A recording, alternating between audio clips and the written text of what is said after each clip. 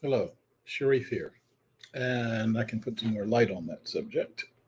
Da, da, da, da, da, da. Um, yeah, I'm still here. Um, Good to be back here. My brain slash consciousness is overflowing with ideas right now. Um, Great time to be doing a meditation and launching into the live stream. Um, in order to get us there, uh, the boilerplate stuff, like this video, and I see that some of you have been doing that. Subscribe. I haven't seen any more subscriptions. Click on the notifications so that I can tell you that we've got other live streams coming up. Um, we're trying to expand the reach of the Common Way philosophy. We're trying to expand the reach of the holonic consciousness. We're doing that for a reason, and we're going to talk about that reason tonight. So work with us. Um, this is part of a series, and the series is on Tuesdays and Thursdays. And so the series continues on Tuesday, looking at the dysfunctional future that we're leaving. Today, we're looking at our functional, optimistic, visionary future. Um, this is what we get if we dream and plan and envision differently. We've been doing a 5-minute meditation, and I'm not hearing from people regarding whether they want or don't want the meditation. So um, there's a couple of different ways we can do it. We can do it as I've been doing it, like right now, embedding it in the conversation. We can do a 5-minute meditation before the top of the hour. And that way, when we get to the top of the hour, those who want it will come in before, and those who don't want it will come in right at the top of the hour. Let me know, put something in the comments, or send me a note to mail@commonway.org, and I will pay attention to what you send. Um, in the meantime, right now, we're going to do our 5-minute meditation. And so I'm going to invite you to share our candle. I'm going to invite you to close your eyes if you feel comfortable doing that. I'm going to ask you to just breathe deeply 2 or 3 times so that you can um, get out of the rhythm of whatever you've been doing and get into the rhythm of our evening.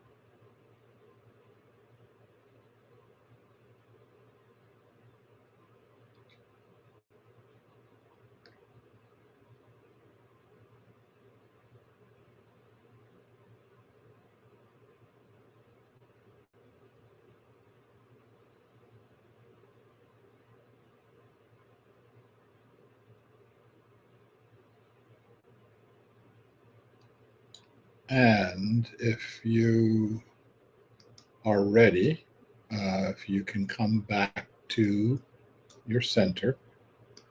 And in my case, put your glasses on. And let's begin. You remember last time we talked about the notion of the Fermi paradox. Is what we are experiencing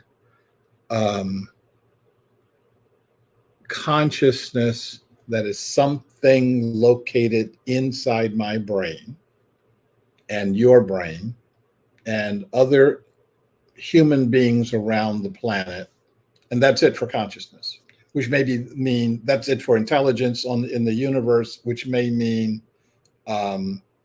why are we talking about there being any other intelligence or space aliens or anything like that?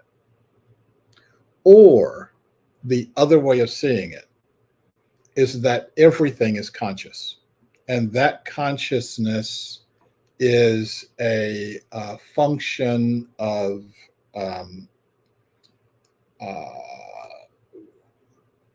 the existence of reality. And so all of our reality, all that we can experience of reality, and then beyond what we can experience, is consciousness. So I got a couple of good quotes for you regarding that. Albert Einstein said, there are only two ways of living your life. One is though nothing is a miracle. The other is as though everything is a miracle. Now, I think you probably can guess which side of that equation I come out on. That all of this is conscious. All of this is actually miraculous. All of this is loving, and love permeates the entire universe. Not necessarily the way we understand it. There's a lot of different ways that we can grasp love. We'll talk about them another day. But it's there, and it's possible to be grasped. My next Einstein quote is, whether you can observe a thing or not depends on the theory which you use. It is the theory which decides what can be observed. As usual, Albert doesn't come up with lightweight statements. One way of looking at that statement is thinking about the theory of what happens in the double slit experiment, and are you looking at things as a wave, or are you looking at things as particles? And if you see the world as particles, then you do things a certain way. And if you do things as waves, you do things a different way. Okay, that's one that, all that is valid. And his quote talks about that. Yes. But it's more than that. Is consciousness itself an accidental creation of human brains?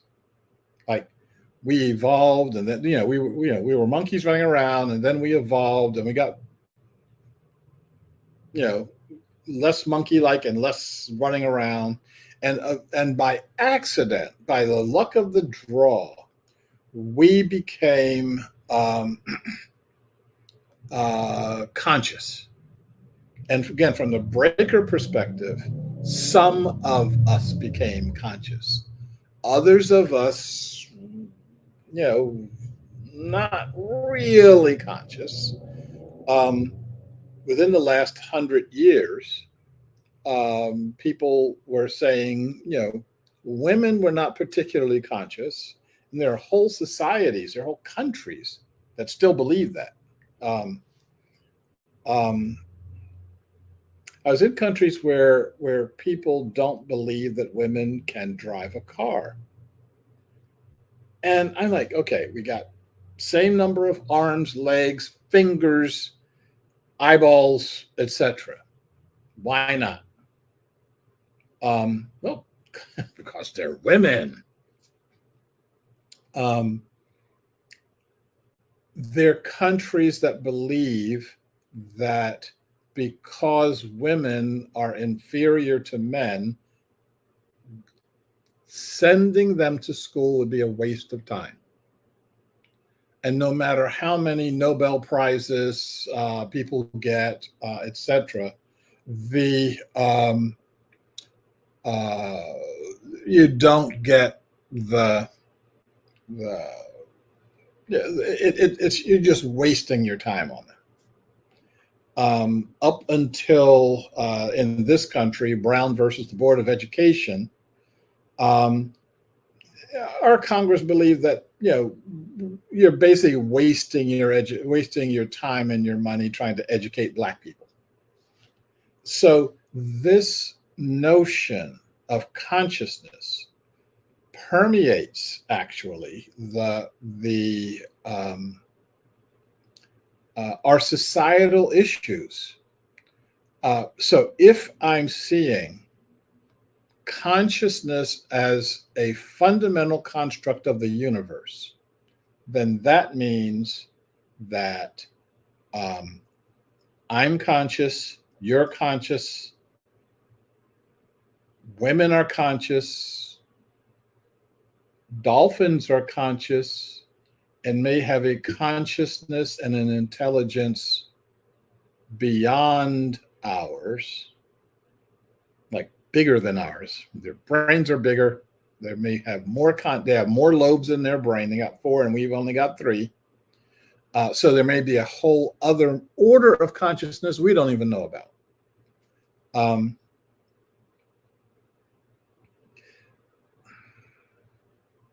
The redwood tree is conscious. So a redwood forest would have a consciousness completely different from an animal, completely different from the mushrooms and other fungi that populate our planet. All of this can cooperate and combine into a holonic consciousness that then allows us to do things that a regular consciousness doesn't allow. And I'm going to give you this really quick clip from a Professor Donald Hoffman.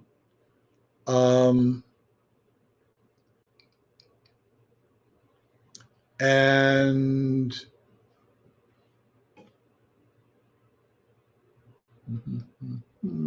there we go. And I have to do this with audio on, so hopefully you'll hear this. Physicalism has a very clear implication for death. If space-time is fundamental, and elementary particles like electrons and quarks and protons and so forth are the fundamental nature of reality, and what your body is just an assemblage, a complex assemblage of particles. And your consciousness is somehow an emergent property of certain activities of those particles, so say brain activity. Then it's very, very clear that in death, when the brain dissolves, your consciousness dissolves, and that's the end of the story. That's the end. That's it. Okay, well, that's it for Donald Hoffman. Now, he goes on to talk about the consciousness pervading the universe idea. If you would like to see the entire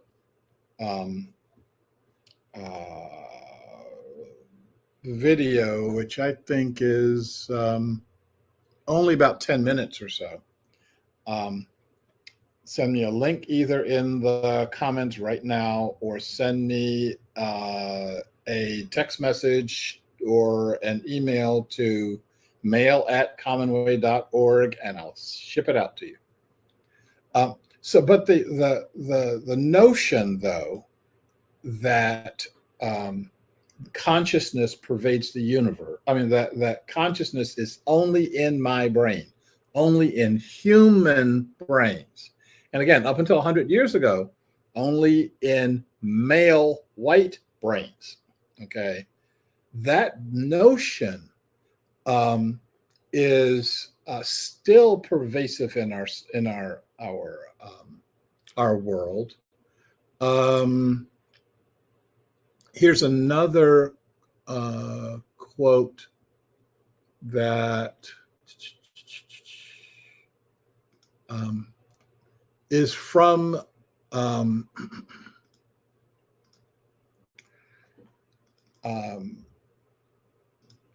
Popular Mechanics, and it starts, "Fringe theory claims the sun may be conscious." And the quote is from Rupert Sheldrake: "Consciousness does not need to be confined to brains." And the thing that's interesting about this article, and again, I'll send you the article if you want it. The thing that's interesting about this is how this writer gets to completely disrespect all of the consciousness around consciousness not being located in brains. He starts off the article, "A bong rip of a theory suggests that all matter possesses some form of mind or consciousness." And then he goes on to it. I mean, he really spends an awful lot of time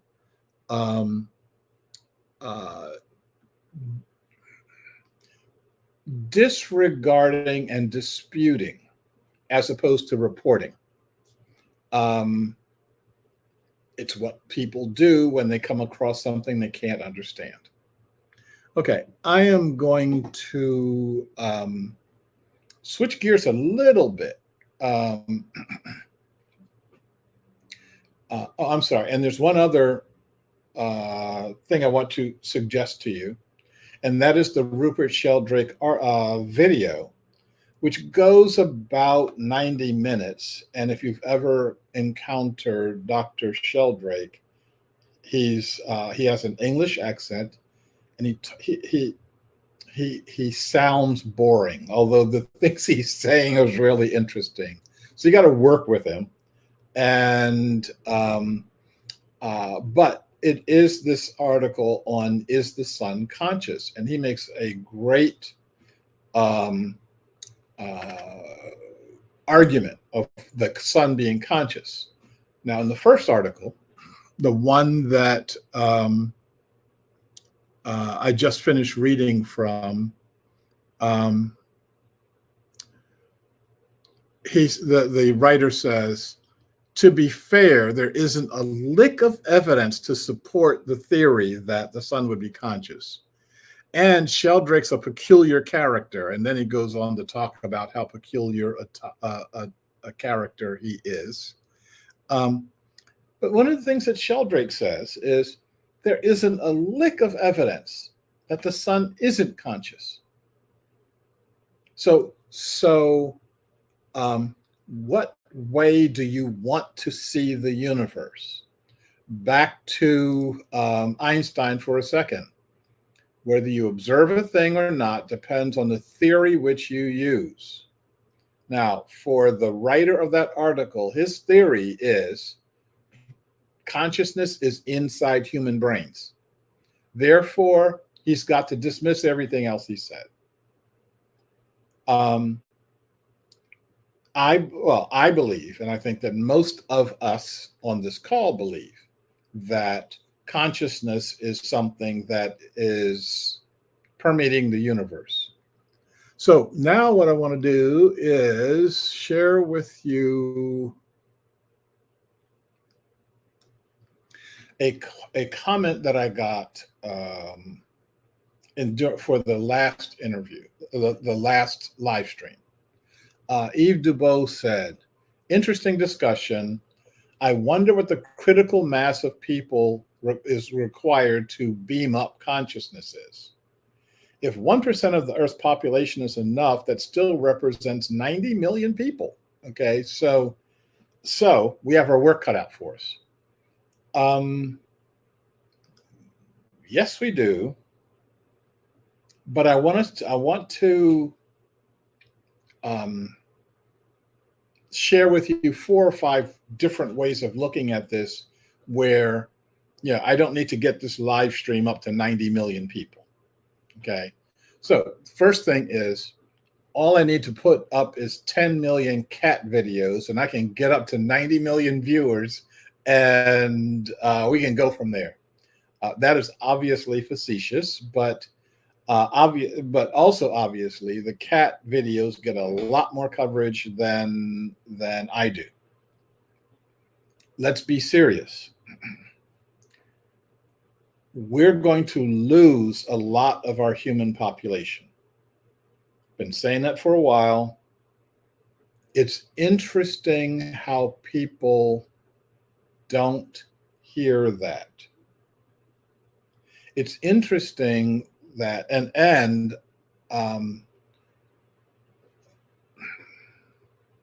when I do my downloads, when I have a download, I pass on to you what was told to me. And what was told to me is that we can lose half of our human population on the planet, and that will not be evenly distributed. I spent time with lots of people around the planet where if breaker society, the society that you're used to, goes away, just like click, everything goes away, they wouldn't notice it. Somebody would have to tell them, oh, those other people over there, the ones with all the airplanes and the ships and all this other stuff, they aren't there anymore. So the number doesn't have to be 90 million. It can be half of that. Okay. And we could still get to a tipping point. But I also think the tipping point is going to work differently, because what we're talking about, what Eve is talking about, what I'm talking about, of looking at the Earth's human population, is really an abstraction, because for us, the Earth itself is an abstraction. What do I mean by that? There are only 39 human beings who have ever seen the Earth as a whole. Those are the Apollo astronauts that went up to the moon. And when you get up to the moon and you look back at Earth, you can cover the Earth with your thumb. It's a ball about that size, and if you put your thumb in the way, you won't see the Earth anymore. Those are the people who had an experience, who have had a direct experience of our home as a whole. All the astronauts that have been up to the International Space Station, and before that, Mir, and before that, I forgot what our other Skylab, etc. They've been somewhere between 100 and 200 miles up. Now remember, when you're just flying on a regular old airplane, regular old jet, you are somewhere between 5 and 6 miles up. And if you go higher and higher, up to 100 miles, you'll see a lot more of the planet, but you will not see it as a planet. You're not going to be able to cover it up with your thumb by any stretch of the imagination. It still will fill your entire horizon. So except for what we can imagine looking at a globe or looking at a video of what the Apollo astronauts looked at. Looking at that amazing photo of the rising Earth, rising above the dead and lifeless moon. Without that, our experience of the Earth is confined to our regional ecosystem. Now, I live in the regional ecosystem that's called Cascadia. And Cascadia is southern British Columbia, state of Washington, state of Oregon, parts of Northern California, parts of Idaho. We all have the same ecology, same basic weather patterns, same experiences of volcanic activity, etc. So that's what we live in. When I am interacting as a bioregion, whether I agree with all the beings in that bioregion or not is immaterial. We are all there in the same bioregion. If we're doing things the way we've done them for the past, million years or so, we'd be getting all of our food from this bioregion. We'd be getting all of our water from this bioregion. We'd be getting the building materials that we live with from the bioregion. That we would be one with this bioregion. Our consciousness would be one with the bioregion. Some years ago, I was in Uganda, and I was talking to a guy who was kind of my wise man in terms of thinking about Africa.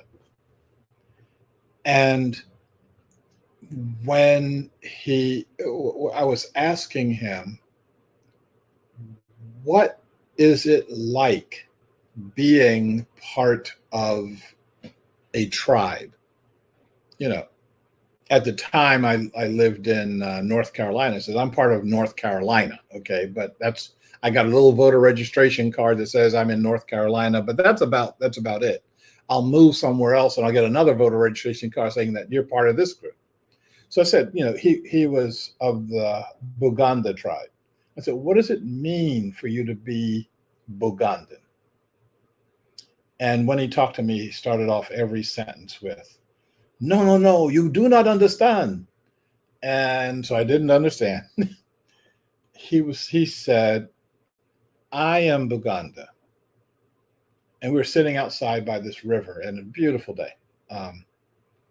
And he said, that tree is Buganda. The animals that live in the tree are Buganda. He said, this river, when it flows through Buganda territory, the river is Buganda. And when it goes somewhere else, the river becomes something else. They actually have a different name for it. He said, when I married my wife, she was not Buganda. She was from a different tribe.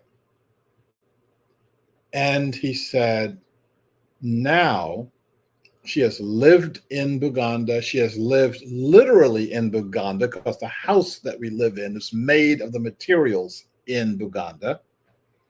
He said she's eaten Buganda.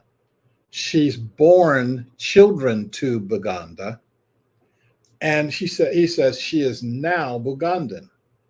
He says when she goes back to her tribe of origin to visit her mother and father, for example, he said they treat her like a welcome stranger, but she is a stranger to them because she's now Bugandan.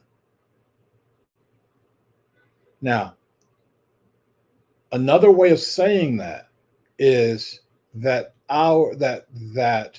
her consciousness every aspect of her consciousness, including her mind, but not exclusive to her mind, is Buganda. Our ability to link up our consciousness, not to just link up human consciousness, but to link up all of our consciousness, is our challenge. Now, in Cascadia, we've got somewhere around 20 million human beings. Now, no, I didn't say 20 million people on the left and then 20 million on the right. I didn't say 20 million white, 20 million black. I didn't say 20 million men, 20 million women. Those are just all of us, the human family. How do we link us up? I think the best way is going to be us sharing heart to heart, face to face, three-dimensional body to three-dimensional body, consciousness to direct consciousness. Are there other ways to link us up? Yes. Can we use the holonic systems that already exist, from redwood trees and whales, which are part of our ecosystem, to ants and fungi, which are also part of our ecosystem? Can we get all of our being aligned? Number one, we can. And number two, it's going to make it that much easier to align with all the other human beings. Okay. Now, some of the human beings have been aligned like that for 1 million years or so. We call them the keepers. Those are the people who have lived in that holonic consciousness for all their lives. We call them by lots of different names: indigenous people, native people, First Nations people. But the bottom line is they've lived that life, and they continue to live that life. I'm sorry. Some of them continue to live that life. The ones who are trying to get back to that consciousness, like me, and literally, if you're listening to this live stream, like you, are the ones who form the foundation of the holonic consciousness. That's why I think it's important for us to do this work together. Does the work have to be done face to face? I think the answer is no, but I think it happens so much faster when we're face to face than not. Now, here's another question that Eve didn't ask, but I'm going to ask it for him. What about Zoom? What about this live stream? What about things like this? Does that count? I think it does count. I think that it counts more and it counts better than if we have had some face-to-face contact before. I see in the comments that I have a comment from John Brown regarding keeping the meditation as part of the actual live stream. Now, I've had experience with John Brown over the course of at least 10 years, more like 15 years, I think. We've drunk coffee together. We've soaked at Brighton Bush together. We've had lots of different conversations together. He's been in workshops with me. So when we have a connection via Zoom, that Zoom connection strengthens all the stuff that happened before. Okay. Um, However we do it, we need to be doing this in the context of our of this larger sense of let's get ourselves holonically connected with each other. My last point on that, as you know, or you may know, that I've scheduled two blended workshops for April the 9th and April the 10th. The idea of the workshops, one of the workshops is on holonic consciousness, and then the other workshop is on the 5 latent powers, and these two things interact with each other. So far, the workshops are undersubscribed. We have too few people signing up for them. And I'm going to go to this Sunday. And if we still don't have enough people signed up, I'm going to cancel them. And this is another opportunity for us to join together to connect. But it doesn't work if you don't sign up, if you don't connect. Now, every time I cancel a workshop, I get a number of people who say, "Oh, that's too bad. I was just about to sign up for it."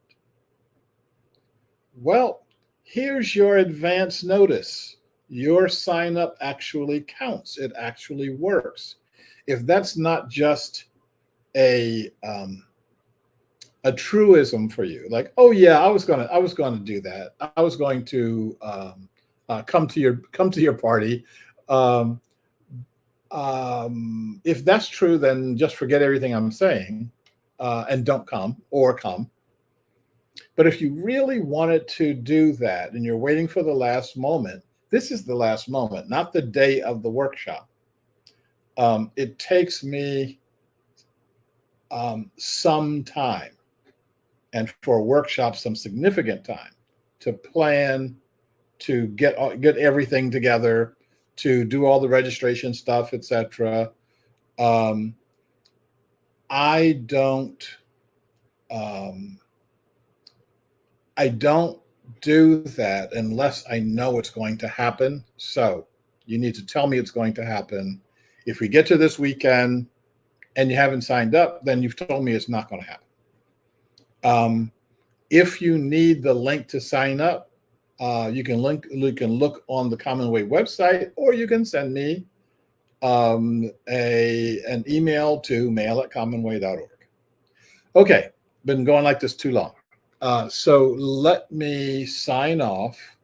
Let me sign off with our full inclusivity.